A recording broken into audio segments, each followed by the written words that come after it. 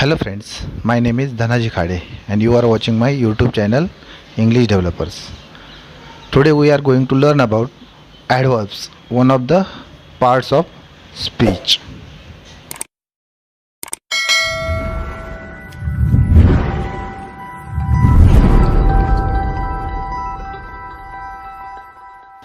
Adverb म्हणजेच मराठीमध्ये त्याला क्रियाविशेषण असे म्हणतात. An adverbs is a word or phrase that modifies or qualifies an adjectives, verbs or other adverbs or a word group. म्हणजेच मराठीमध्ये क्रियापदाबद्दल विशेष माहिती सांगणाऱ्या अव्ययांना क्रियाविशेषण अव्यय म्हणजेच ॲडव्हर्ब असे म्हणतात.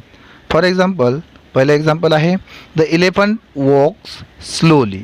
याच्यामध्ये स्लोली हे ॲडव्हर्ब आहे. तर दुसरं उदाहरण आहे हॉर्स रन फास्ट. याच्यामध्ये फास्ट हे ॲडव्हर्ब आहे. विशेषणांना ly प्रत्यय लावून ॲडव्हर्ब तयार होते.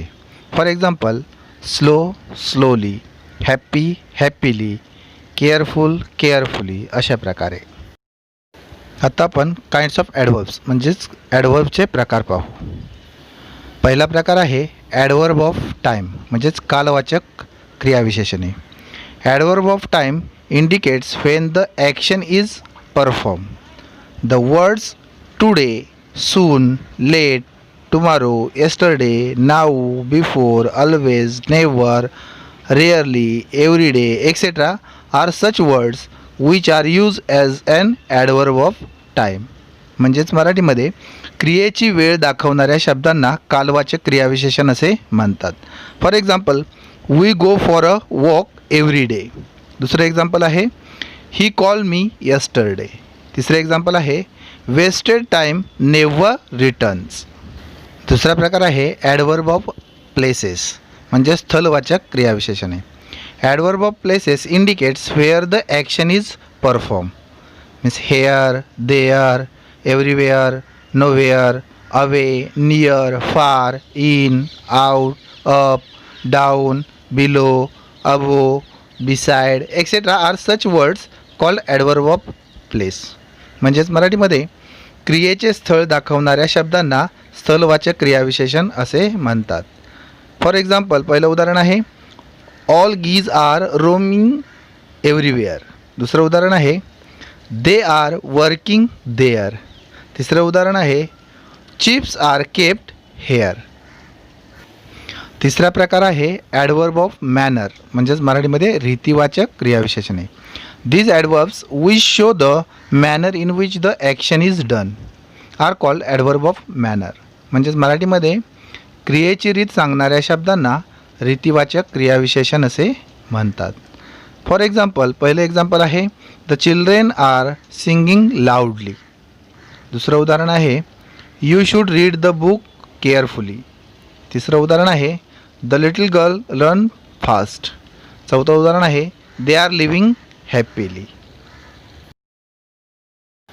चौथा प्रकार आहे ॲडव्हर्ब ऑफ फ्रिक्वेन्सी म्हणजेच संख्यावाचक क्रियाविशेषण. They indicate how often the action is perform. म्हणजेच frequently, normally, rarely, occasionally, seldom, often, continually, constantly, always, usually etcetera अशा प्रकारचे शब्द हे ॲडव्हर्ब ऑफ फ्रिक्वेन्सीमध्ये येतात. जसं मराठीमध्ये क्रियेची संख्या किंवा वारंवारता दाखवणाऱ्या शब्दांना संख्यावाचक क्रियाविशेषण असे म्हणतात.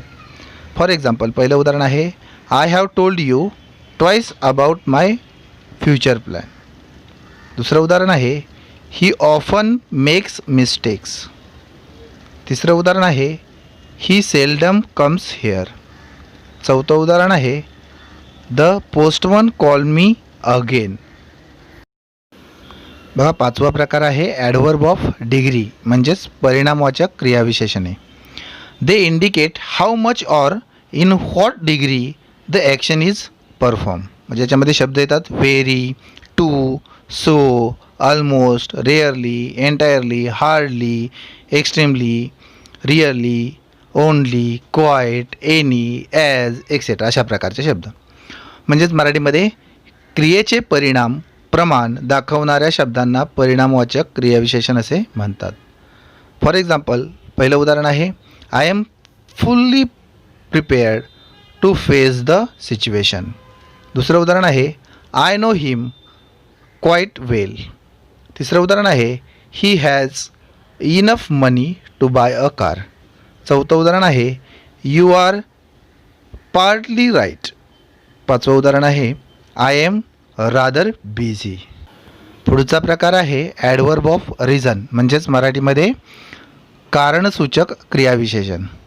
Adverb of reason are word use to tell the reason behind the happening of a particular occurrence. जसे शब्द because, therefore, so, hence, since, in order to, lest, consequently, thus etcetera. म्हणजेच मराठीमध्ये एखादी विशिष्ट घटना घडण्यामागील कारण सांगण्यासाठी क्रियाविशेषण म्हणून वापरले जाणारे शब्द असतात, त्यांना कारणसूचक क्रियाविशेषण असे म्हणतात. फॉर एक्झाम्पल पहिलं उदाहरण आहे, I was not well hence did not go to school today. दुसरं उदाहरण आहे, Riya was never late to school therefore she was awarded as the best student.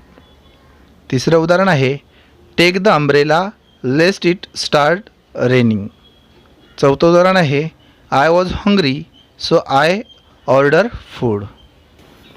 पुढचा प्रकार आहे ॲडव्हर्ब ऑफ अफर्मेशन, म्हणजेच सकारात्मक क्रियाविशेषणे.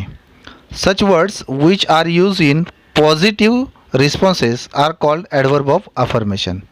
जसे शब्द absolutely, affirmatively, exactly, obviously, definitely, surely, really, yes, certainly etcetera. All these words are called adverb of affirmation. म्हणजेच मराठीमध्ये सकारात्मक प्रतिसादासाठी वापरल्या जाणाऱ्या शब्दांना सकारात्मक क्रियाविशेषण असे म्हणतात. फॉर एक्झाम्पल पहिलं उदाहरण आहे, I will definitely do this project.